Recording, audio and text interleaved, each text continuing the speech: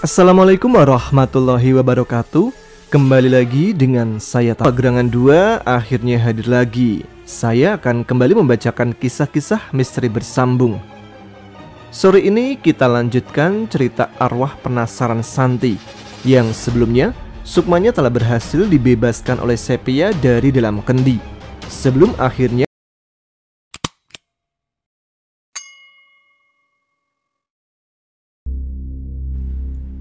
Melisa terikat di sebuah kamar gelap kediaman rumah Mbah Harjo. Darah merembes dari ujung bibirnya serta kedua pipinya lebam akibat tamparan dukun tua bernama Harjo tersebut. Mbah Harjo terpikat oleh kecantikan gadis asal kota Malang yang kini ia sekap dalam kamar. Mbah Harjo berniat menjadikan Melisa istri keempatnya. Melisa menolak tegas niatan Mbah Harjo, meskipun dengan jaminan keselamatan dirinya dari tumbal pesugihan Pak Anam. Lebih baik mati menyusul temannya daripada harus menjadi budak birahi dukun tua bangka di depannya saat ini. "Mau jadi istriku tidak?" tanya Mbah Harjo alias Mbah Darkun dengan memaksa. "Ora sudi jancok," jawab Melisa cepat. Ia kukuh dengan pendiriannya. Lebih baik mati daripada harus menjadi istri dukun tua di hadapannya sekarang. Air matanya merembes membasahi pipinya, menahan tamparan demi tamparan tangan Mbah Harjo. Ia bulatkan tekad tetap kukuh pada pendiriannya. Merasa usahanya sia-sia, juga tangannya mulai pegal karena memukuli wajah Melisa. Pria tua tersebut keluar kamar dengan wajah penuh amarah. "Kopinya, Pak," kata istri pertama Mbah Harjo sambil membawa nampan dengan segelas kopi panas. Mbah Harjo menampel kopi yang dibawa istrinya. Dengan penuh amarah, pria tua bermuka lusuh tersebut berkata, "Minggir dari hadapanku, perempuan bodoh," herdik Mbah Harjo pada istrinya. Kemudian ia memasuki salah satu kamar yang dikhususkan untuk ritual. Ia mulai bersila di depan meja untuk melakukan pemujaan pada sekutunya. Mulut dukun tua tersebut komat kamit membaca suatu mantra berbahasa Jawa kuno. Kemudian ia mengambil kemenyan yang sudah ditumbuk halus di kolong meja di hadapannya, lalu menaburkan pada arang yang telah dibakar. Setelah itu, ia memejamkan matanya. Pakaian serba hitam yang dikenakannya saat ini sudah berbaur dengan asap kemenyan yang ia bakar tadi. Mbah Harjo tak bisa konsentrasi, pikirannya mulai kacau. Terus terbayang wajah cantik Melisa di pikirannya. Segera ia berdiri, tak melanjutkan ritualnya, lalu bergegas keluar kamar kembali, menuju kamar di mana saat ini Melisa yang sedang disekap. Mbah Harjo mengunci pintu kamar. Matanya terus menatap wajah Melisa yang ia ikat di kursi. Nafsu bejatnya tak dapat ia kendalikan. Dukun tua itu mulai menanggalkan satu persatu baju yang ia kenakan, dengan tersenyum menyeringai ke arah Melisa. Sedangkan Melisa mulai menangis kembali karena ia sadar apa yang akan dilakukan dukun bejat itu. Dua gadis sedang berjalan tergesa ditemani seorang pemuda gagah yang menuntun jalan mereka menuju kediaman utama Mbah Harjo. "Sepia nggak kenapa-napa kan, Mas?" tanya Dista pada Alvan dengan wajah khawatir. Sebagai seorang kakak, Dista sangat peka dengan nalurinya. Ia bisa merasakan jika adik perempuannya dalam kesulitan. Dan rasa khawatirnya saat ini begitu besar pada Sepia. Ia merasakan bahwa sesuatu sedang terjadi pada adik sepupunya. "Mbak Utari pasti menjaganya. Bukan tanpa alasan Mbak Utari mau menolong kalian," jawab Alvan menepis rasa khawatir Dista. Mereka bertiga terus melanjutkan perjalanan setelah keluar dari desa gaib. Karena ulah Mbah Harjo yang menyesatkan kedua gadis yang saat ini bersama Alvan. Suasana malam dengan gerimis ringan menemani perjalanan mereka melewati perkampungan menuju rumah Mbah Harjo. Langkah mereka bertiga terpaksa terhenti saat empat pria yang dari tadi berdiam di pos ronda memperhatikan mereka. "Mau kemana toh Cah Ayu?" sapa pria setengah baya pada Dista dan Juminten dengan sarung yang dililitkan di leher. "Mau ke rumah Mbah Harjo, Pak," jawab Alvan sopan. "Kamu diam saja, aku nggak tanya sama kamu," herdik pria tersebut dengan mata melotot ke arah Alvan. "Udah malam ini cantik, istirahat dulu di sini. Kami carikan yang hangat. ucap salah satu pria berkumis tebal yang duduk di pos. Tahu kediamannya Mbah Harjo, Pak? Tanya Juminten dengan sopan, memakai bahasa Jawa halusnya. Walah, Mbah Harjo ya. Ini tadi beliau menyuruh kami menghentikan kalian, jawab pria parubaya itu lagi. Jum, panggil Dista lirih sambil mencolek pundak Juminten di depannya. Alvan yang merasa situasi mulai tidak kondusif berjalan ke depan untuk melindungi dua gadis yang bersamanya sekarang. Juminten mengangguk pelan sambil tersenyum, mengerti maksud Dista. 4 pria parubaya suruhan Mbah Harjo berjalan mendekat ke arah Alvan yang berdiri di depan Dista dan Juminten, menghalangi keempat orang tersebut, berharap semua bisa dibicarakan secara baik-baik. Maaf Pak, kedatangan kami hanya berniat untuk... Kata-kata Alvan terhenti saat kerah baju bagian belakangnya ditarik keras oleh Dista dan Juminten secara bersamaan. Minggir, kamu itu hanya menghalangi dan bikin lama aja, teriak Dista sambil menarik kerah baju Alvan. Kemudian ia berlari cepat ke arah 4 pria yang menghalangi mereka sambil melepas jaket. Juminten berlari sambil terkekeh di samping Dista. Pasalnya, sudah lama ia tak melakukan kegilaan bersama Dista semenjak mereka tumbuh dewasa. Dista meloncat tinggi dengan kaki mengarah langsung ke rahang pria parubaya yang melilitkan sarung di lehernya. Tendangan atlet taekwondo yang sampai sekarang masih aktif dalam organisasinya mendarat tepat di rahang pria tersebut, mengakibatkan beberapa gigi lepas dari gusinya sebelum pria itu ambruk ke tanah tidak sadarkan diri. Mengetahui temannya tumbang hanya dengan sekali tendangan, ketiga pria parubaya lainnya terkejut tak percaya.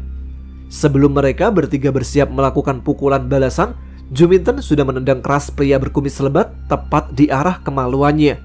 Pria itu langsung roboh tersungkur di tanah karena rasa ngilu bercampur sakit yang teramat sangat pada bagian vitalnya. Terlalu cepat dan mudah bagi Dista untuk menumbangkan orang suruhan Mbah Harjo. Dua rekan pria yang sudah tumbang yang kini masih berdiri kaku karena kaget tak percaya, kini sudah ambruk menyusul rekannya. Waduh, ucap Alvan lirih karena tak menyangka dua gadis yang seharusnya ia jaga malah balik menjaganya dari 4 pria yang tadinya berniat mencegatnya. Ayo mas, kelamaan, perasaanku udah gak enak. Pokoknya kalau sampai terjadi apa-apa dengan adikku, kamu aku injak di sini, ucap Dista sidis sambil memungut jaket yang tadi ia lempar. Jum, udah, kamu itu ngapain sih? Kata Dista pada Juminten yang menendangi 4 pria sedang tak sadarkan diri karena mereka berdua. Bentarlah, aku belum puas, saut Juminten dengan kaki terus menginjak-injak tubuh 4 pria yang tidak sadarkan diri. Kamu udah gila tah? Tanya Dista yang heran dengan tingkah Juminten. Emang anjing, sampai kesal aku dibuatnya, saut Juminten setelah menendang keras perut pria berkumis lebat, melampiaskan semua emosinya. Udah, ayo cepat, kamu buat semakin lama, umpat Dista agak kesal. Bentarlah, orang ini emang sialan, harus dikasih pelajaran biar kapok, jawab Juminten sibuk dengan menendangi 4 orang tersebut secara bergantian. Yo ayo cok, aku bantuin, saut Dista mulai ikutan menendangi tubuh 4 orang yang tidak sadarkan diri. Alvan tercekat melihat kelakuan kedua gadis yang menendangi 4 orang dengan penuh emosi. Terbersit di pikirannya kalau kedua gadis yang saat ini lebih mengerikan daripada rumah keluarga Wardana tempatnya bekerja. Dista, Juminten, serta Alvan sudah berdiri di depan pintu rumah Mbah Harjo. Terus gimana nih? Belum selesai Juminten bertanya, Dista menendang keras pintu yang tertutup rapat dari dalam, mengakibatkan pintu rusak. Juminten bergegas memasuki rumah Mbah Harjo. Ia pukulkan bambu di tangannya ke meja kaca di ruang tamu rumah Mbah Harjo sambil berteriak. Wong tua laknat, keluar! Teriak Juminten keras. Sedangkan di dalam kamar Mbah Harjo terkejut mendengar pintu yang didobrak paksa beserta suara kaca pecah. Baju yang baru saja ia lepas kini ia kenakan kembali. Dista yang mengetahui rumah sedang sepi bergegas mencari ke segala arah. Disusul Juminten dan Alvan yang juga ikut berpencar ke seluruh rumah mencari Mbah Harjo berada. Dista mendobrak pintu kamar dengan keras.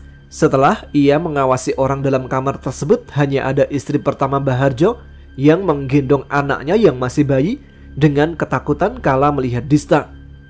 Sorot mata Dista memandang keji istri pertama Mbah Harjo.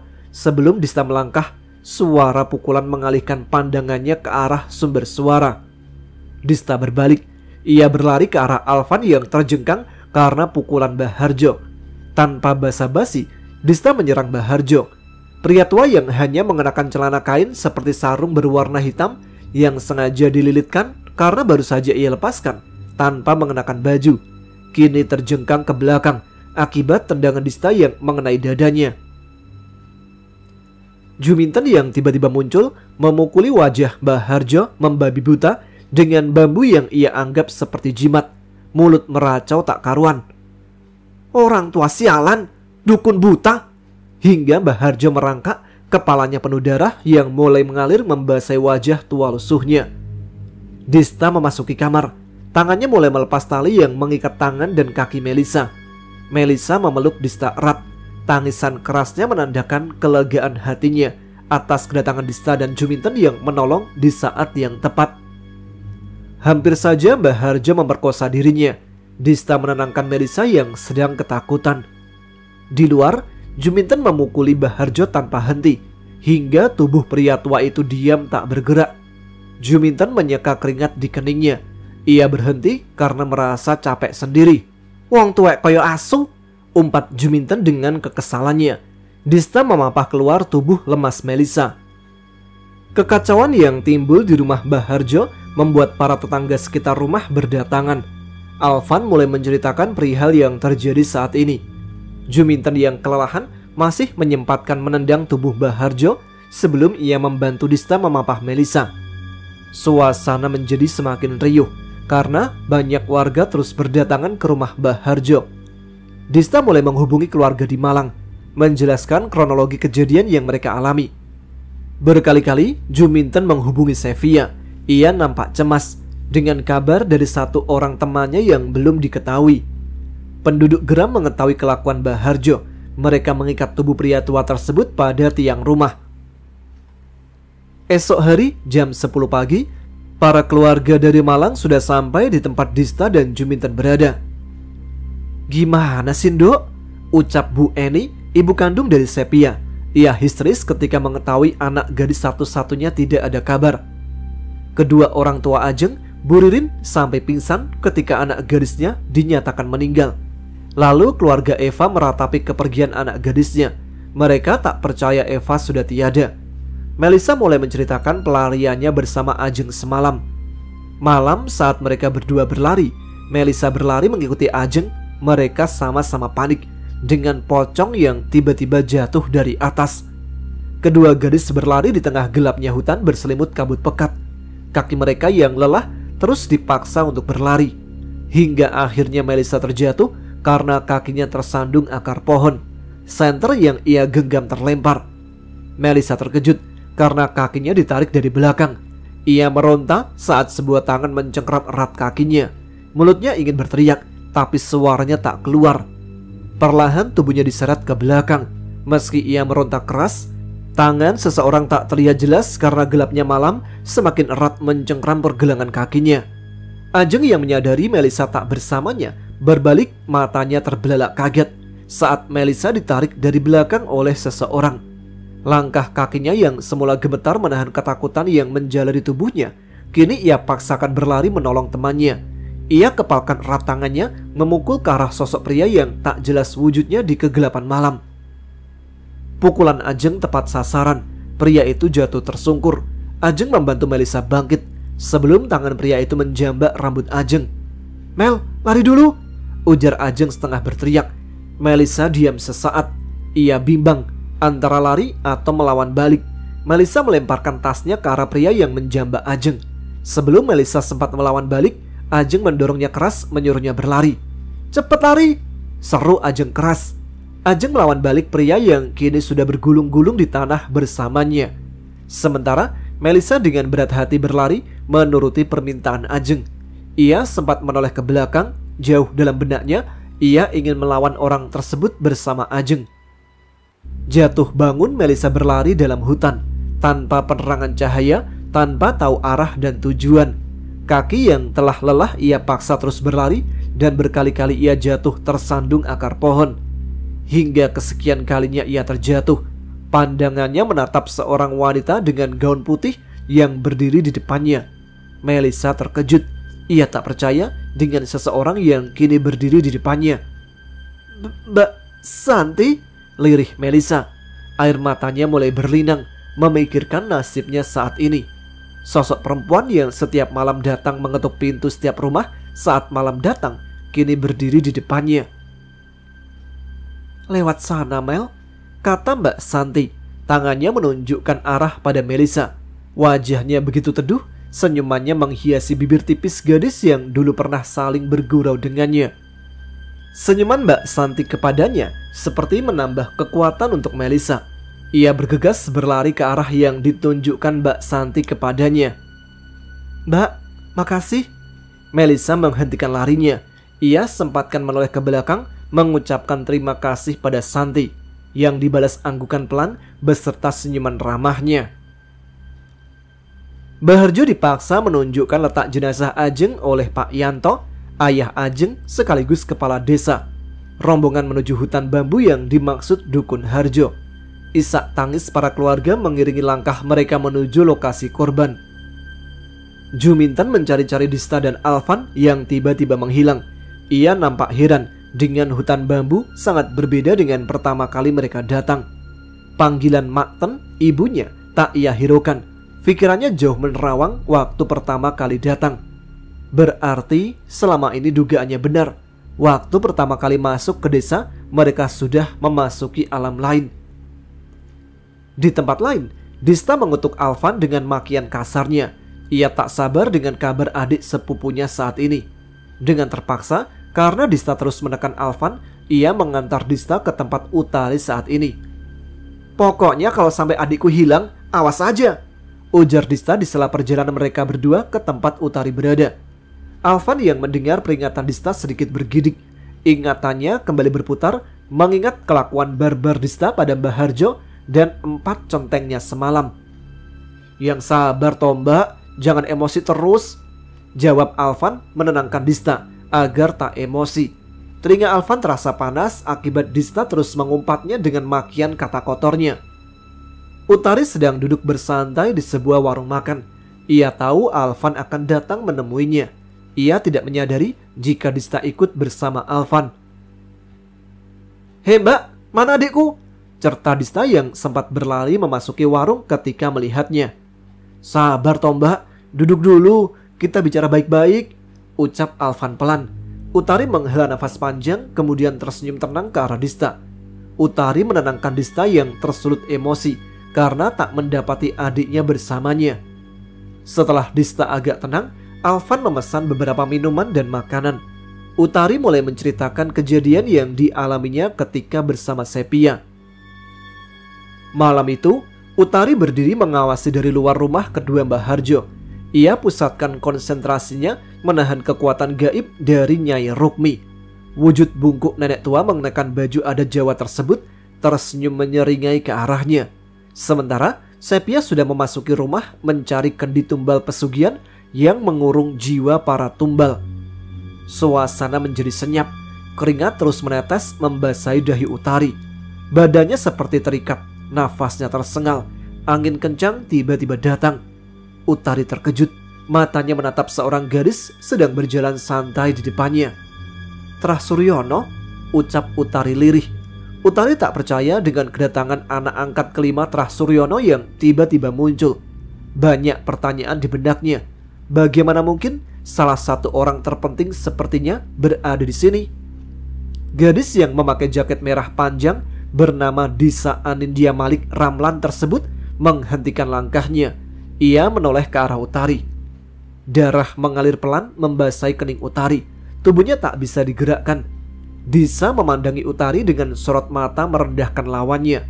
Lesung di kedua pipinya muncul saat senyuman dingin Disa ke arahnya membuat darah yang keluar dari ubun-ubunnya semakin deras mengalir. Kau sudah terlalu jauh membawanya, ucap Disa lirih. Sorot mata tajamnya memaksa Utari untuk bertekuk lutut di depannya. Meski Utari mencoba menahan, akhirnya ia harus tumbang tergeletak di tanah tidak sadarkan diri. Disa berjalan pelan memasuki rumah tua milik Mbah Harjo. Rumah yang sengaja tak dihuni, hanya digunakan untuk ritual di saat tertentu. Suara jeritan serta tangisan dari para korban tumbal terngiang di telinganya. Disa tahu di mana Sevia saat ini berada. Sosok buruk rupa Nyi Rukmi sedang mencekik leher Sevia dari belakang. Nafas Sevia tertahan karena cengkraman tangan tua makhluk tua tersebut. Bau busuk yang berasal dari badan Nyi Rukmi tercium menyengat. Tubuh ringkih wanita tua dengan badan terus meneteskan darah berbau busuk dari lehernya kini terlempar ke samping setelah sebuah dorongan kuat dari kekuatan gaib yang Disa keluarkan. Disa berdiri angkuh bersandar di tembok kamar. Sementara Sevia lemas. Sebelum ia tak sadarkan diri, Disa masih sempat mencelanya dengan sebutan orang lemah, lalu menyebutkan namanya. Disa berjongkok di samping Sevia yang tidur di lantai, sedangkan Nyi Rukmi terkekeh keras. "Minggat," kata Disa tegas. Sorot matanya mengisyaratkan kebencian pada makhluk tua tersebut. Lalu lantai rumah bergetar hebat. Marmer yang semula ditata rapi kini mulai retak. Debu mulai berjatuhan dari atas. Guncangan dahsyat terjadi malam itu. Sosok makhluk dengan badan penuh api merah menyala mencengkram tubuh Nyi Rukmi saat ini. "Minggat, apa aku sempurnakan?" ucap Disa dingin. Tangan kirinya mengelus pelan kepala Sevia di bawahnya. Bu Eni nampak menangis histeris karena hanya jenazah putrinya yang tidak ditemukan. Sophie yang ikut dalam rombongan itu menenangkan Bu Eni. Sementara ayah Sevia membantu mengangkat jenazah para korban yang dikubur di tengah hutan bambu. Berkali-kali Bu Ririn pingsan karena melihat tubuh kaku ajeng. Tangisan kehilangan para korban terus terdengar. Gema takbir terus berkumandang saat satu persatu lubang digali. Kakek Sevia nampak tenang.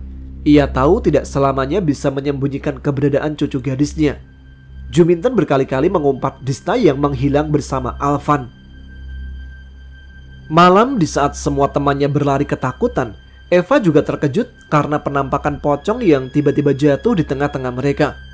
Mata Eva beradu pandang dengan Sevia yang tengah berlari menjauh karena tangannya ditarik oleh Dista. Dalam diam, Eva mencerna kejadian demi kejadian yang mereka alami. Berlari menjauh tidak akan menyelesaikan semua masalah yang sudah terjadi. Timbul rasa bersalah karena ia yang menuntun semua teman-temannya masuk dalam perangkap licik Pak Anam bersama Mbah Harjo. Kini Eva sadar, saat pertama kali datang ke desa sebelum memasuki hutan, mereka sudah masuk dalam permainan Mbah Harjo. Air mata sebagai tanda penyesalannya mengalir membasahi kedua pipinya. Dalam duduk meringkuk memeluk kedua lututnya, Eva mulai mengutuk diri sendiri. Rasa bersalah akan nasib kelima temannya yang diharuskan mati sampai besok malam, serta teriakan kesakitan dari para gadis korban tumbal pesugihan untuk Nyai Rukmi membuat hatinya semakin menciut. Malam semakin sunyi. Eva yang masih terpuruk karena rasa bersalahnya menangis keras dalam kegelapan malam. Ingatan Eva kembali mengingat masa lalunya bersama Sevia. Meski beda kelas dan Eva lebih tinggi satu tingkatan, kisah persahabatan mereka berdua selalu ia kenang. Eva yang memiliki latar belakang seorang anak indigo tentang agama yang dianutnya menjadikan dirinya dikucilkan dalam pergaulan. Hanya Sevia yang mengulurkan tangan kepadanya, menerimanya layaknya seorang saudara kandung sendiri. Kini ia sadar tentang sebuah jalan yang akan dipilih. Berlari menyelamatkan diri sendiri atau berkorban demi kelima temannya. Ia kepalkan erat kedua tangannya, lalu mengusap sisa air matanya yang telah berhenti mengalir. Eva beranjak dari duduknya. Pocong yang tadi muncul hanyalah siasat Mbah Harjo agar mereka terpencar. Dan saat mereka terpencar karena rasa panik bercampur ketakutan, di sanalah teror kiriman akan dilancarkan oleh Mbah Harjo. Dalam diam, Eva memandangi langit pekat tanpa taburan bintang di malam hari. Senyuman bahagia menghiasi bibir tipisnya. Ia sudah membulatkan tekad. Eva bergegas berlari keluar dari bangunan tua yang telah roboh. Ia berlari tanpa penerangan cahaya, seolah tahu arah tujuannya saat ini. Seandainya temannya tadi tidak berlari, seandainya mereka masih berkumpul tidak berpencar, mungkin mereka berenam masih selamat sampai saat ini. Namun ia hanyalah manusia biasa. Ia tidak bisa menyalahkan keadaan yang sudah terlanjur terjadi. Yang harus ia lakukan saat ini adalah bagaimana caranya menyelamatkan mereka meski dengan taruhan nyawa sendiri. Eva sudah sampai di sungai kecil. Di seberang sungai sudah terlihat gapura kecil dengan lumut yang tumbuh menjalar di tiap bagian gapura. Eva semakin mempercepat larinya, menyeberangi sungai dengan bebatuan di tengahnya dengan air jernih. Keringat yang keluar membasahi keningnya nampak tak dihiraukan oleh Eva. Tangga kecil yang mengarah ke atas bukit dengan pohon bambu yang tumbuh lebat di samping kiri kanan anak tangga membuat suasana malam semakin angker. Di atas bukit, tanah lapang dengan pagar setinggi 1 meter yang mengelilingi tanah tersebut menjadikan pembatas antara tempat ritual dengan pohon bambu di sekitar tempat itu. Seorang pria parubaya sedang duduk bersila di depan gundukan tanah kuburan dengan batu nisan kayu yang telah lapuk termakan usia, menandakan usia kuburan tersebut sudah puluhan bahkan ratusan tahun lalu. Pak Anam sedang melakukan ritual pesugihan. Ia baru saja selesai menanam kotak berisi syarat perjanjian yang telah ia isi dengan nama-nama korban tumbal pesugihannya pada Nyai Rukmi. Bermacam-macam bunga ia tabur di segala penjuru tempat. Bau asap kemenyan yang ia bakar mulai tercium di segala arah. Terakhir yang harus ia lakukan adalah menyembelih ayam cemani untuk ritual terakhir. Darah dari ayam cemani harus ia minum sebagai tanda bahwa ia telah menandatangani kontrak pesugihan dengan Nyai Rukmi. Dan setiap 2 tahun sekali, Pak Anam harus menyerahkan nyawa 1 gadis pada Nyai Rukmi. Sebelum Pak Anam sempat menyembelih ayam cemani yang hendak digorok dengan pisau di tangannya, Eva tiba-tiba datang menendangnya dari belakang. Pria parubaya itu tersungkur ke tanah. Ayam yang hendak ia jadikan syarat sebagai tanda persetujuannya dengan Nyai Rukmi lepas dari tangannya dan hilang di rimbunnya hutan bambu dalam kegelapan. Orang tua nggak tahu diri, nggak punya otak, umpat Eva emosi. Kemudian ia menendangi semua barang yang sudah ditata Pak Anam di atas kuburan tua itu. Bunga, bahkan arang yang terbakar dicobek tak luput dari tendangannya. Pak Anam segera berdiri dengan pisau terhunus. Pria tua itu bernafsu membunuh Eva yang merusak semua rencananya. Dengan cepat, Eva menghindari tusukan pisau Pak Anam. Kaki kanannya menendang perut Pak Anam, mengakibatkan tubuh pria parubaya itu terpelanting menabrak pohon kamboja di samping kuburan. Hening, tubuh Pak Anam tak bergerak, bersandar di pohon kamboja. Eva mengira Pak Anam telah pingsan karena tendangan kakinya tadi. Namun tiba-tiba Pak Anam terkekeh keras. Eva terkejut mendengar suara tawa Pak Anam. Ia sadar itu bukan suara Pak Anam, melainkan suara tawa Nyai Rukmi yang merasuki tubuh Pak Anam. Eva terbelalak kaget saat tubuh Pak Anam berdiri cepat, seolah tubuhnya ditarik oleh sebuah tali yang memaksanya untuk berdiri. Kini tubuh kurus pria parubaya tersebut tengah berdiri lunglai dengan kepala melihat ke bawah, serta suara tawa terkekeh terus keluar dari mulutnya. Eva berjalan mundur pelan-pelan. Ia sadar Nyai Rukmi telah merasuki tubuh Pak Anam. Sebelum Eva bersiap mengambil ancang-ancang, dengan cepat Nyai Rukmi yang tiba-tiba sudah di depannya telah mencekik lehernya. Kaki Eva meronta, tangannya mencakari tangan yang mencekiknya, berharap tangan pria tua itu terlepas dari lehernya. Tidak lama, tubuh Eva telah melemas. Tangannya yang semula mencakari lengan Pak Anam kini terjuntai ke bawah. Eva meninggal di tangan Nyai Rukmi. Pak Anam yang telah tersadar masih linglung karena nyawanya belum pulih. Namun matanya terbelalak kaget saat mengetahui wujud bungkuk Nyai Rukmi yang berdiri di hadapannya saat ini tengah tersenyum menyeringai ke arahnya. Pak Anam mulai berteriak histeris kala Nyai Rukmi menyeret tubuhnya. Tak ada pertolongan untuknya. Teriakan keras terakhir Pak Anam di malam itu menjadi saksi kematian pria parubaya yang belum sempat menyempurnakan kontrak pesugihannya dengan Nyai Rukmi. Di hutan bambu tempat para korban pesugihan Nyai Rukmi dikubur, gemuruh takbir masih dikumandangkan. Puluhan orang yang menyaksikan penggalian untuk mencari jenazah yang dikubur terus bersaut-sautan. Satu persatu tubuh kaku para gadis yang sengaja ditumbalkan kini telah diangkat. Beberapa polisi serta tim medis tengah bersiaga memantau jalannya pencarian para korban. Keluarga dari Malang pun tak luput dari emosi. Terdengar pula umpatan salah satu pihak keluarga yang menjadi korban. Juminten yang dari tadi mencari-cari keberadaan Dista yang menghilang nampak kesal. Berkali-kali ia tekan tombol panggilan untuk menghubungi Dista dan Sepia. Namun suara perempuan yang sama dari dalam ponselnya terus terdengar, menandakan kedua nomor yang ia hubungi tidak aktif. Jancok lah, Dista semaunya sendiri dia. Kalau begini aku yang nantinya ditanya aneh-aneh. Emang Dista jancok? Gumam Juminten kesal, meski hatinya lega karena sampai saat ini ia masih hidup. Namun ia bingung bagaimana menjelaskan nanti saat semua pertanyaan yang diajukan kepadanya. Sedangkan Sepia sampai saat ini tidak ditemukan. Lalu Dista tiba-tiba menghilang begitu saja. Tidak mungkin juga Melisa yang ditanyai dengan kondisinya sampai saat ini hanya bisa menangis karena trauma berat. Kakek Sepia sedang berbicara serius dengan Bu Eni, ibu Sepia. Beliau menuturkan pada Bu Eni jika Sepia sekarang masih baik-baik saja. Kakek Sepia memandang teduh ke arah Juminten seraya tersenyum, lalu menganggukkan kepalanya. Juminten yang dari awal tak berani menatap wajah kakek Sepia karena semacam aura yang terpancar dari sang kakek yang membuatnya enggan melihat, bahkan terkesan aura karisma dari sang kakek mengharuskannya menunduk jika melihat kakek Sepia. Kini dia lega karena tahu maksud kakek sahabat karibnya saat itu. Dista yang tiba-tiba muncul mendorong keras orang-orang yang menghalangi jalannya. Sontak para orang dewasa yang berdiri menonton, jalannya pencarian para korban terdorong ke depan karena dorongan Dista. Beberapa wartawan yang sedari tadi bersiap berlarian ke arah Dista karena ingin mengorek informasi darinya. Mau tanya apa kalian, Cok? Maki Dista kasar dengan nada-nada marah.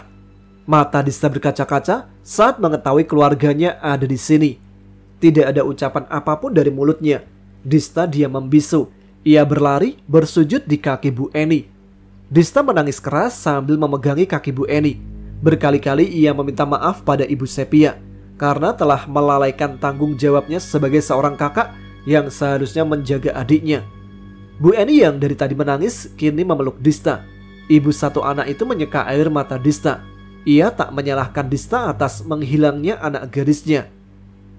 Kakek Sepia telah menjelaskan kepadanya bahwa Sepia sedang baik-baik saja saat ini. Mereka tidak bisa selamanya menyembunyikan Sepia. Sudah waktunya bagi mereka merelakan Sepia mengikuti takdir besar yang digariskan keluarga Ramlan. Cok, tiba-tiba hilang aja kamu itu, umpat Juminten menendang pantat Dista yang bersimpuh bersama Bu Eni. Ia nampak tak peduli dengan reuni kecil keluarga ini. Pak Anam ditemukan tewas dengan kepala terputus dari badannya di dalam hutan bambu, beserta isi perutnya berserakan di sekeliling tubuhnya, seperti dipaksa keluar dari lubang lehernya yang terputus. 3 tahun setelah kejadian arwah penasaran Santi yang menjadikan 6 gadis muda dalam petaka besar, seorang gadis duduk di meja rias. 2 orang wanita sedang merias pengantin wanita.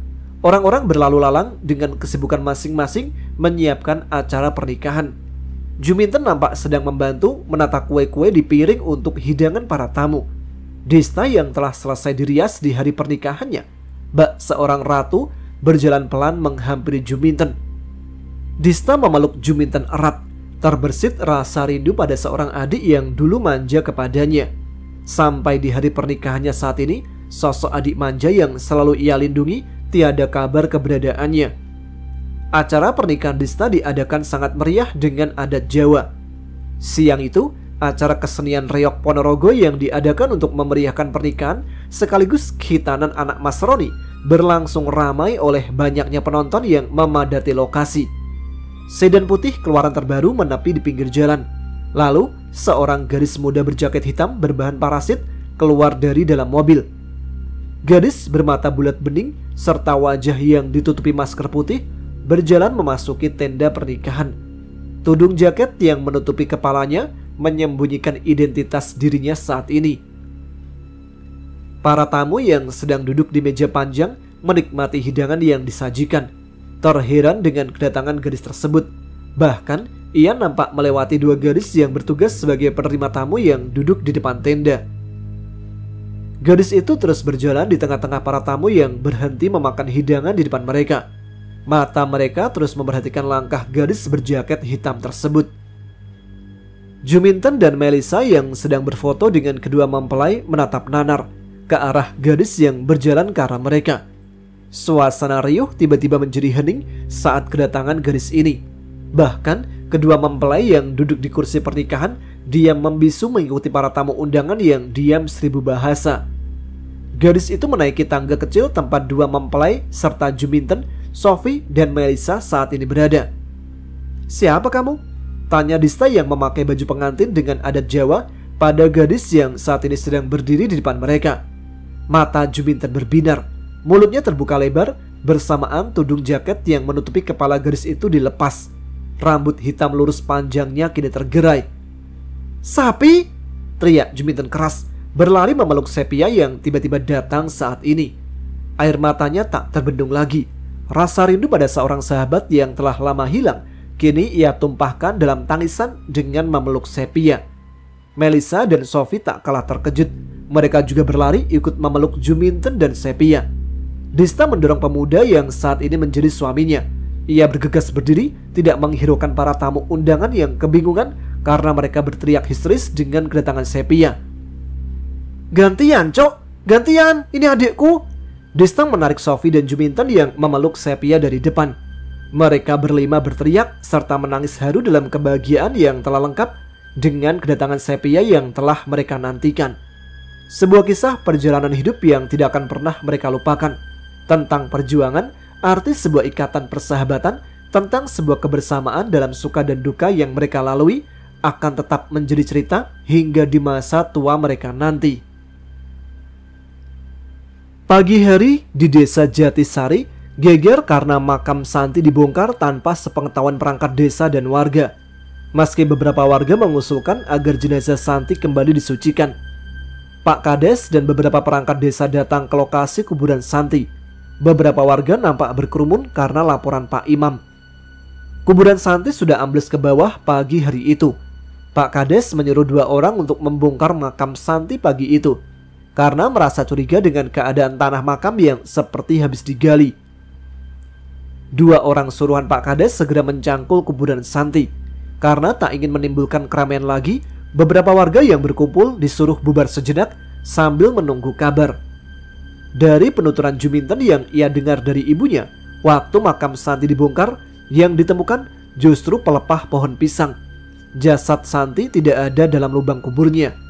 Pak Kades dan perangkat desa beserta beberapa warga yang menyaksikan hal itu amat terkejut. Atas perintah Pak Kades, salah satu aparat desa menemui keluarga Pak Anam. Di rumah Pak Anam hanya ada Bu Anam seorang diri.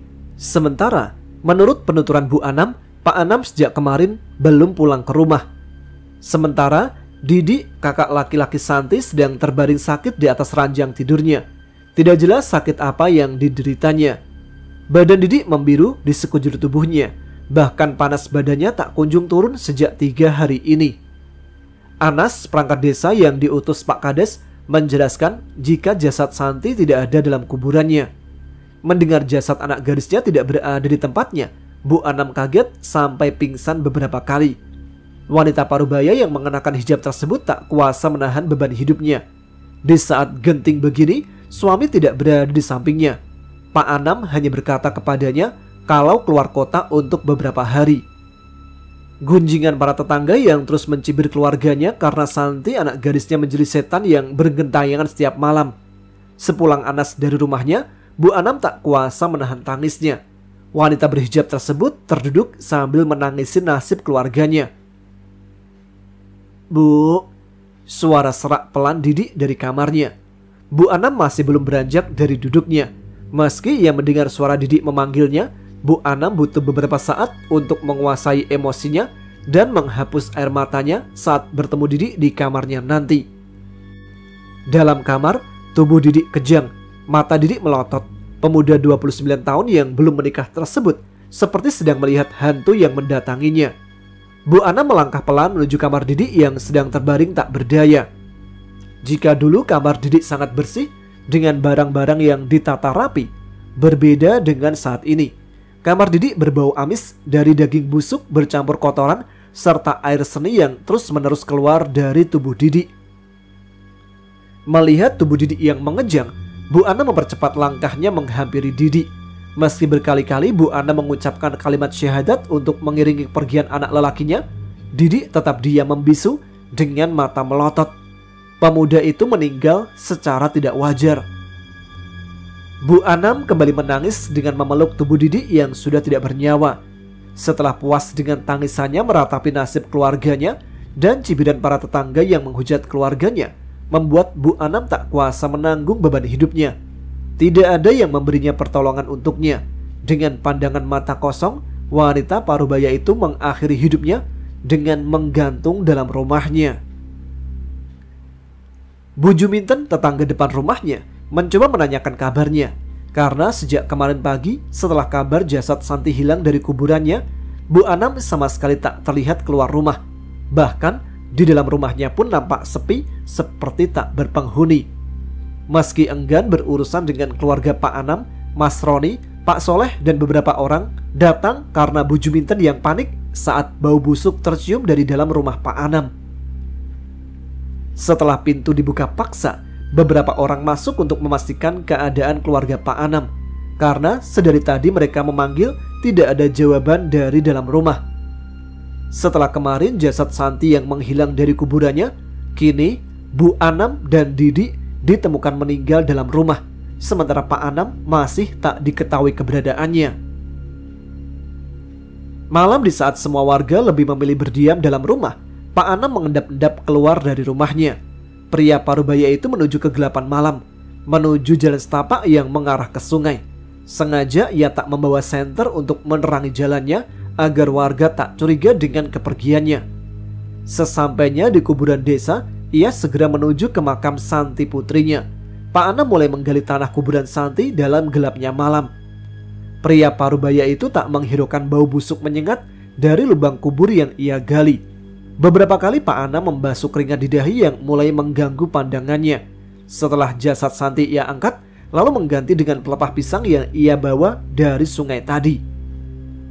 Tubuh yang sudah membiru serta mengeluarkan bau busuk menyengat dari tubuh kaku Santi yang berbalut kain kafan putih yang sudah lusuh, Pak Anam akan membawa jasad Santi ke tempat ritual, lalu menguburkannya di sana bersama 6 gadis yang juga sedang ia jadikan tumbal pesugihan. Pagi hari bertepatan dengan kematian Bu Anam yang bunuh diri serta Didi anak lelakinya. Pak Kasim, ayah dari Melisa, gadis yang pergi ke kota Klaten, Jawa Tengah, mendapat kabar dari Melisa putrinya. Belum sempat kekagetan tetangga keluarga Pak Anam yang mengetahui Bu Anam dan anaknya Didi meninggal.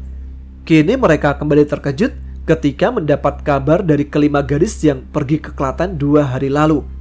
Kejadian ini masih ada keterikatan Pak Anam di dalamnya, karena Dista dan Ella menceritakan kejadian yang sangat tidak masuk akal.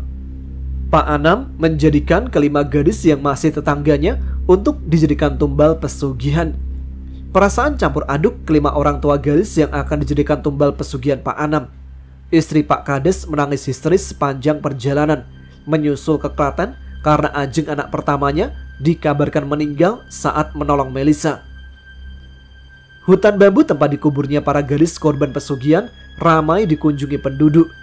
Dari pengakuan Mbah Harjo, dukun yang menjadi pelantara antara Pak Anam dan Nyai Rukmi, jika puluhan gadis dari daerah yang berbeda juga dikubur di hutan bambu tersebut. Dari sekian banyak jenazah korban pesugihan yang dikubur di tanah terlarang ini, hanya 1 orang gadis yang sampai saat ini tidak ditemukan keberadaannya. Mbah Harjo yang dikawal ketat oleh 5 polisi menjadi bulan-bulanan Ella atau Juminten yang emosi karena 1 temannya dinyatakan menghilang. Beberapa kali polisi mencoba menenangkan Ella dari emosinya. Saat polisi lengah, Ella kembali berulah dengan menendang perut Mbah Harjo dengan tumitnya. Tak sampai di situ, ketika Mbah Harjo mengerang kesakitan karena tumit Ella mendarat di perutnya, Ella kembali menendang wajah Mbah Harjo keras hingga darah keluar dengan deras dari lubang hidung pria paruh baya itu. Terlambat, meski Mbah Harjo memohon belas kasihan dari pihak keluarga, bahkan ia bersedia mempertanggungjawabkan perbuatannya, Ella kembali memukulkan tangannya ke arah wajah Mbah Harjo. Namun kali ini usahanya gagal karena polisi menahan pukulannya. Dista yang melihat Ella sedang kalap dengan badan ditahan oleh polisi menangis di pangkuan Bu Eni, bibinya, ibu dari Sepia, gadis yang sampai sekarang belum ditemukan keberadaannya. Pak Mahmudi, ayah Ella yang membantu menggali mencari korban, kaget saking paniknya. Ayah Ella itu sampai naik ke atas, tak melanjutkan membantu menggali karena jasad Santi yang menghilang ditemukan di tempat ini. "Udahlah Bu, jangan nangis terus," ucap suami Bu Eni, ayah dari Sepia. Wanita berusia 42 tahun tersebut masih terus menangisi putri semata wayangnya. "Ikhlas, Nondo," kata Abah Mukhlis, mertua Bu Eni sekaligus kakek Sepia. "Ikhlas yang bagaimana lagi toh Pak?" tanya Bu Eni dengan air mata terus bercucuran menangisi putrinya. Abah Mukhlis sadar, meski Sepia bukan anak kandungnya, Bu Eni sangat menyayangi gadis yang ia titipkan 16 tahun yang lalu. Selama ini, ia telah menutupi keberadaan Sepia dari saudara kandungnya, karena ia berharap lebih baik jika Sepia menjalani kehidupan normal bersama Bu Eni dan Farid sebagai ayah dan ibu Sepia. Abah Mukhlis kembali teringat akan peristiwa naas 16 tahun yang lalu. Peristiwa mengerikan yang tidak akan pernah ia lupakan seumur hidupnya. Kini ia harus mengikhlaskan cucu gadisnya, karena dari awal Sepia hanya dititipkan, bukan diberikan kepadanya. Maka jika sudah tiba waktunya, Sepia diambil oleh saudaranya. Ia dan kedua orang tua angkat Sepia harus mengikhlaskannya. "Sabar Dok, Sepia pasti pulang. Anakmu itu tidak akan pernah lupa kepadamu yang sudah membesarkannya dari kecil," kata Abah Mukhlis sambil mengelus punggung menantunya. Di balik wajah khawatirnya, Abah Mukhlis tersenyum karena ia sadar cucunya sekarang sudah berada di tempat aman dan bersama kakak kandung perempuannya. Dari sudut pandang Sepia, "Sepia, bangun, katanya mau ke Malang hari ini." Suara Mbak Ayu di siang hari membangunkan tidurku. Kukucek pelan kedua mataku. Aku masih ingin bermalas-malasan di atas kasur, karena baru seminggu ini aku bisa menghirup udara bebas setelah apa yang dilakukan Mbak Ayu kepadaku. Aku terperanjat kaget, mengingat hari ini adalah hari istimewa, bukan bagiku, tapi bagi Dista, kakak sepupuku, karena di hari ini ia melangsungkan pernikahan. Cepat-cepat aku meloncat dari kasur, lalu berlari kecil menuju kamar Mbak Ayu. "Selamat pagi Non," sapa Bu Ines, abdi dalam rumah besar milik Mbak Ayu. "Iya Bu," kataku membalas sapaan lembutnya. Sebenarnya aku tak ingin diperlakukan istimewa di rumah ini, tapi Mbak Ayu bilang kalau aku harus menempatkan posisiku sebagaimana mestinya. 3 tahun yang lalu setelah kejadian arwah penasaran Santi, aku dititipkan di keluarga ini dengan harapan di usiaku yang menginjak dewasa ini bisa meneruskan tradisi terah ramlan yang mengalir dalam darahku. Meski Mbak Ayu sudah seperti kakak kandungku sendiri, tapi gemblengan yang kuterima darinya jauh di luar perkiraan. Berbagai ritual kujalani, mulai dari puasa pati geni, Senin Kemis, puasa mutih selama 40 hari, dan akhirnya aku diasingkan di berbagai hutan yang tak pernah ku ketahui namanya. Yang lebih parah lagi, aku dikubur hidup-hidup menjalani hidup di antara dua alam, alam dunia dan alam kubur. Mentalku benar-benar diuji di sana. Berbagai makhluk dunia lain datang secara bergantian. Dari sana, ketakutan serta air mataku telah lama habis. Karena setiap malam, bisikan godaan padaku membuat air mataku habis untuk sebuah ketakutan. Bahkan, untuk ketakutan dari sebuah kematian pun sudah wajar menghantuiku. Aku harus lebih kuat demi mereka yang selalu menunggu kepulanganku, demi Eva yang mengorbankan dirinya untuk kami, demi ayah dan ibuku yang selalu mendoakan diriku tanpa kabar selama 3 tahun ini. Aku kangen kalian semua. Hari ini aku akan menemui mereka. Setelah lama tak bertemu, bagaimana kabar Juminten, Sophie, Melissa, dan Dista di Malang sana? Dan yang lebih utama, kabar ibuku dan ayahku. Apakah mereka masih terus menangisi diriku seperti dulu saat masih bersama mereka? Jika aku pergi bermain terlalu jauh dari rumah, ibu akan memarahiku. Aku kangen perhatiannya, kangen pelukannya, kangen tutur kata lembutnya. Kangen pada sosok pria yang selalu datang mengulurkan tangannya jika aku menangis. Kangen masa-masa kecil hingga aku tumbuh dewasa di tengah-tengah mereka. Sep, itu ilernya hapus dulu atau mandi dulu sana, ucap Mbak Ayu saat aku memasuki kamarnya tanpa mengetuk pintu terlebih dahulu. Tanpa menjawab pertanyaannya, aku menghampiri ia yang sedang duduk di depan meja mengoreksi data bisnis keluarganya.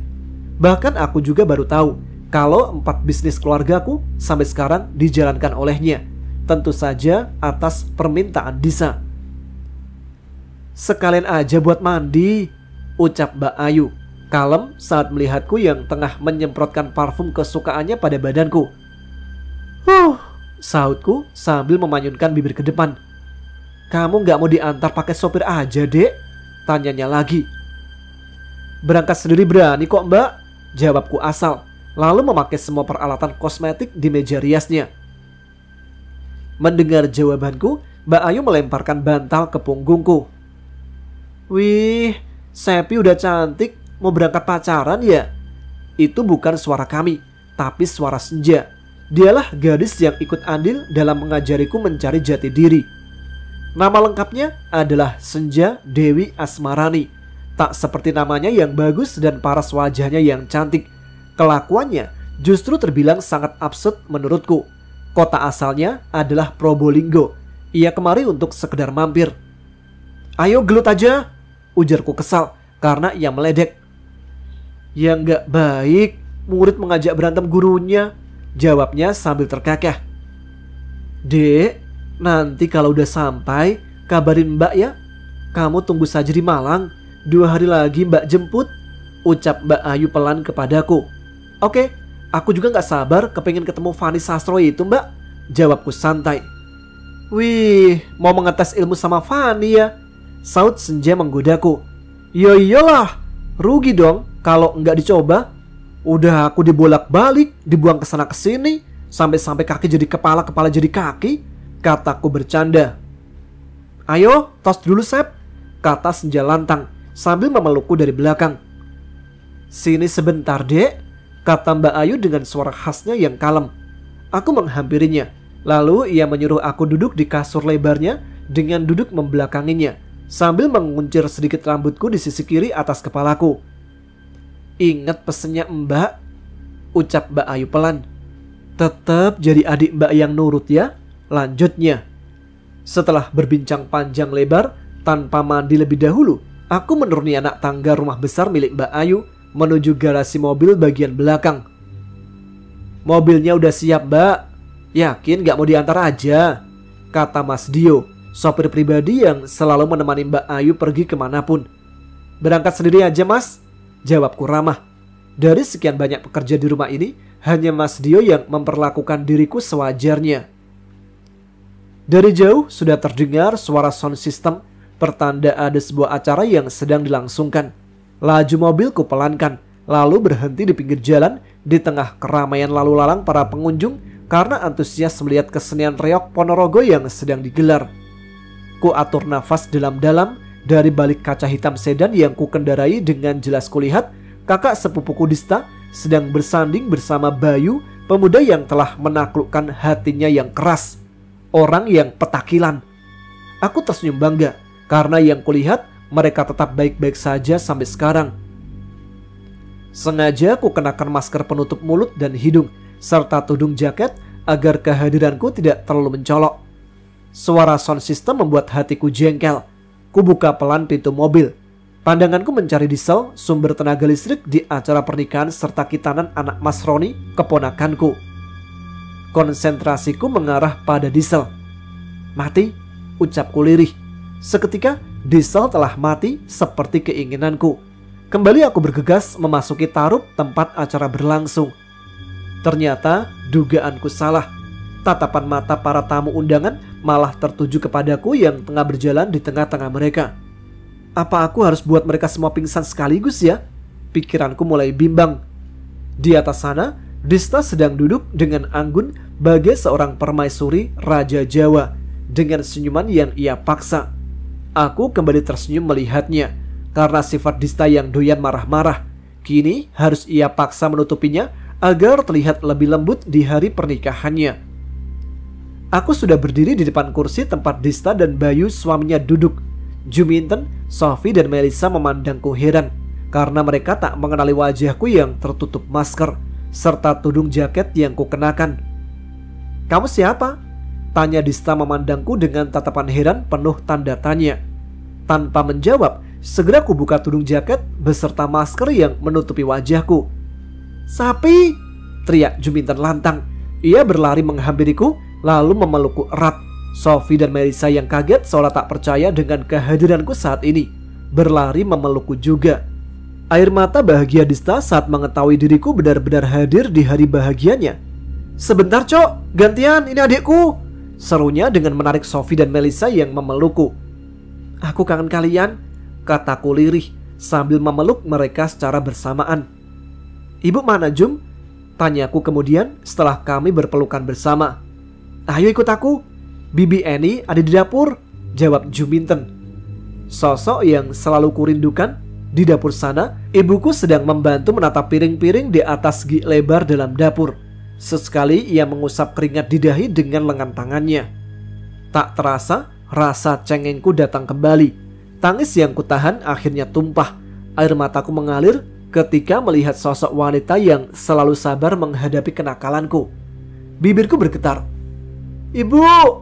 teriakku memanggilnya, tak peduli dengan banyaknya orang di sekitarku. Ibuku menoleh karena suara panggilanku kepadanya. Meski ia sempat ragu mendengarnya karena sudah 3 tahun ini aku pergi meninggalkannya. Aku berlari menghampirinya. Dia adalah wanita yang membesarkan diriku dengan penuh kasih sayang. Meski aku tahu kenyataan yang sebenarnya, dia tetap ibuku. Aku bersimpuh memeluk kakinya. Begitu besar rasa rinduku kepadanya. Ibu tak kuasa menahan tangisnya sambil memelukku. Ia berkali-kali menyeka air mataku. Ya, aku masih tetap anak gadisnya yang cengeng seperti dulu. Sehabis maghrib, aku, ibu dan ayahku melepas rindu di rumah kami. Setelah 3 tahun pun sifatku tak berubah. Aku suka meminum kopi bekas ayahku. Aku menceritakan semua hal pada mereka. Juminten yang penasaran tiba-tiba masuk ke rumah bergabung bersama kami. Perlahan mataku mulai terbuka. Samar karena suasana gelap. Dan ku yakin saat ini aku sedang berada dalam mobil. Saat kesadaranku mulai kembali, di sampingku saat ini seorang gadis sedang menyetir mobil dengan kecepatan tinggi melewati jalanan malam di tengah guyuran hujan. "Kau sudah bangun?" tanya gadis di sebelahku pelan sambil menoleh ke arahku. "Sampean siapa mbak?" Aku balik bertanya karena heran. Aku tahu gadis di sampingku saat ini yang tiba-tiba muncul saat aku berada di rumah Mbah Harjo. Mendengar pertanyaanku, ia malah tersenyum kecut. Sorot mata tajamnya yang kembali memperhatikan ke arah depan membuatku sedikit takut. "Seandainya si tua bangka itu menepati janjinya, pasti sekarang kau sudah tahu siapa dirimu," ucapnya dengan nada sinis. "Maksudnya gimana mbak?" Kembali aku bertanya karena sama sekali aku tak mengerti maksud ucapannya. "Kamu Sepia Andira Malik Ramlan," serunya. Sorot matanya memandang tajam ke arahku. Tubuhku terkejut mendengar jawabannya. "Hah?" Hanya kata itu yang keluar dari mulutku karena kaget mendengarnya. "Kau adalah adik kandungku. Di malam pembantaian keluarga kita, Mama sengaja membuatmu mati sementara agar Suryono tak membawamu juga." Mendengar perkataannya yang sangat serius, ku yakin gadis yang sempat berkata bahwa dirinya adalah Disa Anindya Malik Ramlan sebelum aku pingsan di rumah Mbah Harjo tadi tidak berbohong. Karena entah bagaimana caranya, aku bisa tahu perkataan seseorang jika ia sedang berbohong. Yang kau anggap kedua orang tua kandung dan Mukhlis yang kau anggap sebagai kakekmu, mereka hanya orang lain. Dan pernahkah kau merasa jika dirimu sangat berbeda dengan remaja lain? Disa melanjutkan perkataannya. Karena bingung dan aneh, aku menggeleng kepala pelan. Semua yang kudengar darinya membuat sesak dadaku secara tiba-tiba. "Kopi yang kau minum setiap hari adalah rasa takut untuk menyembunyikan siapa dirimu sebenarnya. Harta keluarga yang kutitipkan pada Mukhlis atas namamu, serta perjanjian yang telah ia ingkari. Jika umurmu menginjak 18 tahun, kau harus kembali pada dirimu sendiri. Tapi keluarga yang mengasuhmu menolak atas takdir Ramlan yang mengalir dalam darahmu. Jelas Disa panjang lebar. Jika kau masih tak percaya, lihat ini, kata Disa. Tangan kirinya mulai menutup kedua mataku. Seperti melihat kilas balik kejadian di masa lalu. Aku sedang berdiri di depan rumah besar. Di malam itu, nampak keluarga kecil pemilik rumah besar di depanku saat itu tengah bercengkrama. Disa kecil sedang berlarian sambil menggendong boneka beruang di pelukannya. Pria gagah yang kuyakin itu adalah ayah kandungku sedang berbicara pada wanita yang menggendong gadis kecil berusia 4 tahunan yang telah terlelap di pangkuannya. Dan aku kembali yakin itu adalah ibu kandung. Paras cantik menurun pada Disa dan diriku saat ini. Air mataku kembali keluar menahan haru. Dan kenyataan bahwa keluarga ini sebenarnya adalah tempatku untuk pulang. Tak bisa kugambarkan perasaanku saat ini. Begitu nyata yang kulihat. Semakin deras air mataku mengalir, ingin sekali kaki ini melangkah menghampiri mereka. Dari langit malam yang cerah, meluncur sebuah cahaya merah menukik tajam ke arah rumah. Cahaya itu terpental sebelum masuk ke area rumah. Sebuah dinding yang tak kasat mata menahan hantaman keras cahaya merah itu, hingga menimbulkan bunyi keras. Kembali mataku tersekat. Ratusan bola merah seukuran bola kasti kembali datang dari langit malam. Bola-bola dengan cahaya merah terang itu sedang menuju ke rumah ini. Aku mulai menutup kedua telinga karena tak tahan dengan suara ledakan yang terpantul menabrak dinding gaib rumah besar ini. Ketakutanku kembali datang. Lalu suasana menjadi sunyi karena ratusan bola merah yang datang terpantul jauh setelah menabrak dinding pelindung gaib. Belum selesai aku mengatur nafas yang tak beraturan di dadaku. Kali ini datang lagi dengan jumlah yang lebih besar. Bahkan ribuan cahaya bola merah, layaknya hujan bola api dari langit malam. Suara dentuman dari ribuan hujan bola api mengakibatkan telingaku berdengung kencang. Bukan aku saja yang panik akan peristiwa yang sedang terjadi. Di dalam rumah, mereka tak kalah panik. Sepersekian detik kemudian, pria gagah yang kuanggap sebagai ayah roboh ke lantai. Darah mulai menggenangi lantai. Ia menghembuskan nafas terakhirnya dengan kening berlubang. Disa kecil menjerit keras. Ia melempar boneka beruang yang tadi dipeluknya, berlari menghampiri ayah kami, lalu memanggil nama ayah seraya menggoyangkan tubuh ayah yang roboh di lantai. Suara keras tiba-tiba muncul. Seorang wanita dengan tinggi badan di atas rata-rata sedang berjalan pelan memasuki rumah. Kuku panjangnya menimbulkan bekas goresan di dinding rumah. Sengaja makhluk dengan tanduk melingkar mirip tanduk rusa. Bahkan makhluk itu mempunyai ekor panjang yang bergerak pelan mengikuti irama kakinya yang berjalan.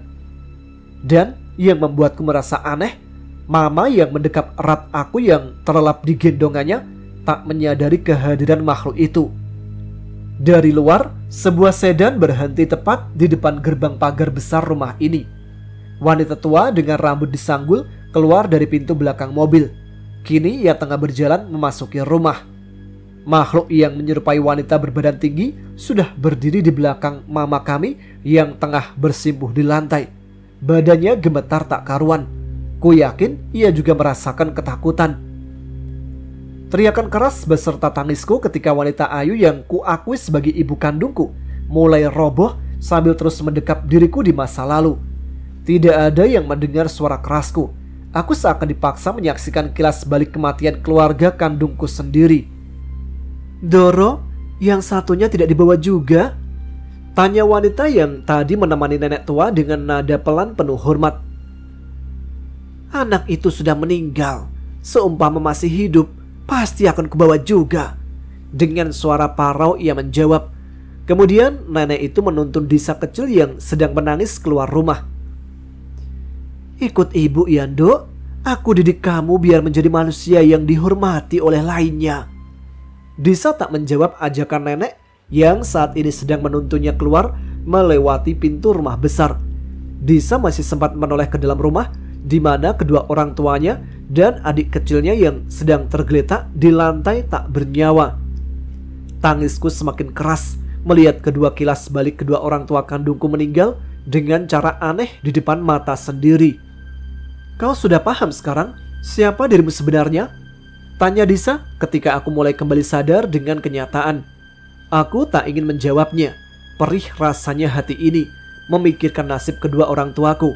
Dan kali ini aku juga harus kehilangan kedua temanku sekaligus. Jika 2 tahun yang lalu si tua bangka itu menjelaskan kebenaran siapa dirimu sebenarnya, mungkin kau tidak akan selemah ini sekarang. Lanjut Disa. Aku akan menitipkanmu pada keluarga Artawidya. Lanjutnya. Tanpa terasa, kami bercerita sampai larut malam. Karena waktuku di Malang hanya 2 hari dan lusa Mbak Ayu akan menyusulku kemari. Juminten menginap di rumah malam ini karena besok pagi Juminten akan pergi keluar kota bersama keluarganya. Sedangkan Dista, ia sudah diboyong ke Surabaya oleh suaminya. Lalu Melisa juga sudah sibuk.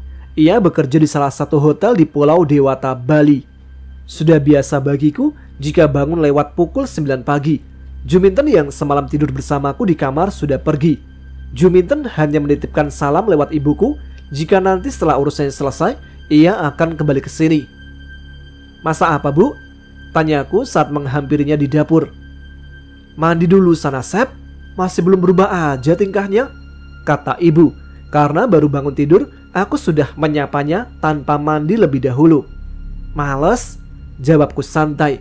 Kebiasaanku masih belum hilang. Telur dadar yang ibu tiriskan ku ambil seperti dahulu. Sep, panggil ibu saat aku mulai memakan telur dadar di sampingnya. Hah, sahutku sambil mengunyah. Meskipun jauh dari ibu, kalau kangen pulang ya. Ini juga rumahmu. Ibu pasti menunggu Sepia pulang, meskipun aku ini bukan ibu. Bu, sahutku memotong pembicaraannya. Ibu ini ngomong apa sih? Cukuplah. Bagiku, ibu itu orang tua kandungku. Aku gak butuh yang lain lagi. Aku gak akan pernah melupakan jasa ibu. Mata ibu mulai sembab mendengar ucapanku. Sebenarnya, aku pun ingin terus bersamanya. Namun urusanku belum selesai. Aku masih punya waktu sampai besok pagi. Ku peluk tubuh ibuku. Bagiku, ia lebih dari sekedar ibu kandung sendiri. Ku hapus air mata yang mulai mengalir di pipinya. Aku janji, kalau urusannya udah beres, aku akan balik pulang, ucapku lalu mencium kedua pipinya. Sep, dalam, jawabku santun. Bau iler, mandi dulu sana, jawab ibu. Bukannya mendorongku seperti dulu saat aku memeluknya tanpa mandi. Kali ini, ibu memelukku semakin erat. Ayah gak dipeluk juga, Sep, kata ayah yang menghampiri kami di dapur. Motorku mana ya? Tanpa memperdulikan pertanyaannya, aku malah balik bertanya, menanyakan vario putihku. Mau kemana sih? Baru datang juga. Mending di rumah dulu, kata ibu. Nyekar, jawabku. Karena alasanku yang akan pergi menyekar ke pemakaman Ajeng dan Eva, ibu memaksaku untuk mandi. Sep, mau kemana? Sapa Sofi saat melihatku mengeluarkan motor. Karena rumah kami berdempetan, Sofi yang sedang duduk bermain gawainya langsung menghampiriku. Nyekar, mau ikut? Ikut? Aku juga pengen cerita. Ya udah, kalau gitu kamu yang bonceng. Muka Sofi langsung berubah merengut saat aku menyuruhnya untuk membonceng. Padahal dulu kami berdua lebih suka duduk di belakang daripada menyetir. Tujuan pertamaku adalah makam Ajeng dan Mbak Santi. Aku menyuruh Sofi untuk bercerita nanti setelah dari rumah Eva. Langkahku menyusuri pemakaman desa. Jika dulu aku sangat takut tentang kematian dan kuburan, kali ini rasa ketakutan dalam diriku terasa lenyap. Aku mulai berjongkok di samping makam dengan batu nisan putih bertuliskan nama Ajeng. Pelan ku usap debu yang menempel di batu nisannya. Ku ceritakan semua perjalanan hidup kami selepas kepergiannya. Aku berharap Ajeng juga tenang di alam sana. Meski dulu kami sering bertengkar hanya karena masalah sepele, pagi bertengkar, sore sudah baikan. Ingatanku kembali berputar, mengingat kejadian kami 3 tahun yang lalu. Bulir air mataku mulai menetes. Sofi yang juga sedang berjongkok di sampingku mulai mengelus pelan pundakku. Sofi berpikir aku masih trauma dengan kejadian waktu itu. Lalu, ku taburkan bunga di makam Ajeng. Tadi sebelum ke makam, kami sempat mampir untuk beli beberapa bunga untuk menyekar. Setelah mendoakan Ajeng agar tenang di alam sana, kali ini aku menghampiri makam Mbak Santi. Kulakukan hal yang sama pada makam Mbak Santi. Setelah menaburkan bunga, lalu mendoakannya juga. Dan tak lupa berterima kasih kepadanya. Karena berkat Mbak Santi, kami masih hidup sampai sekarang. Lalu, aku dan Sofi menuju makam Eva. Jaraknya agak jauh karena berbeda desa dan kecamatan. Dadaku terasa sesak mengingat Eva. Aku bersimpuh di peristirahatan terakhirnya. Tangisku tak terbendung lagi.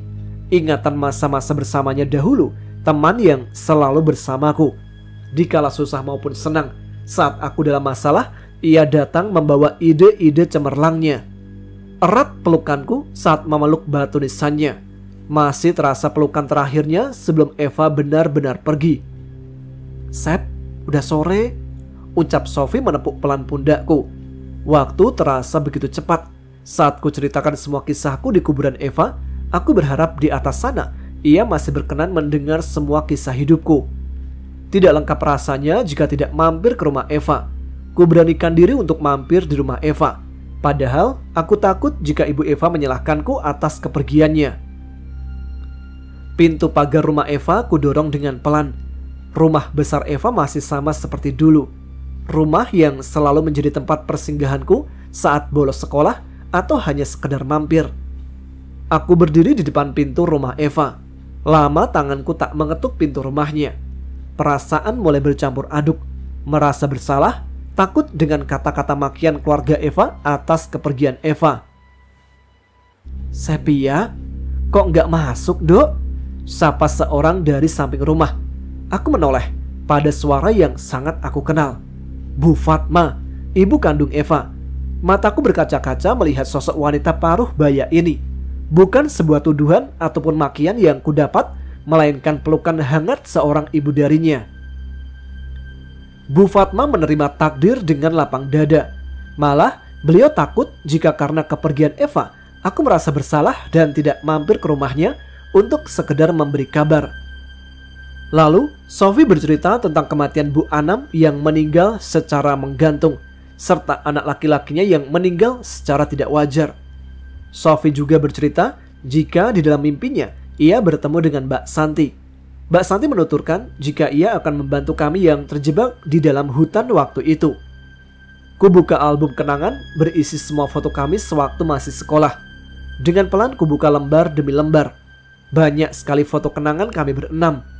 Air mataku tak terbendung lagi mengingat kenangan masa lalu. "Semoga tenang di alam sana, Fa," ucapku lirih. Hari itu pun berlalu. Dan hari berikutnya aku harus pergi meninggalkan rumah, menuju ke kehidupanku yang semestinya. Itu dia akhir dari cerita arwah penasaran Santi yang akhirnya bisa tenang. Cerita tentang arwah penasaran memang sudah selesai. Namun sepertinya kisah Sepia dan keluarga kandungnya masih panjang. Siapakah Sepia sebenarnya? Dan siapa yang membunuh keluarga Sepia dulu? Coba nanti saya akan cari kelanjutannya. Terima kasih untuk teman-teman yang telah menyimak setiap episode Ada Apa Gerangan. Silahkan subscribe bagi yang belum, tuliskan komen, tunjukkan eksistensi kalian. Saya Tama pamit, tetap semangat, jaga kesehatan. Wassalamualaikum warahmatullahi wabarakatuh.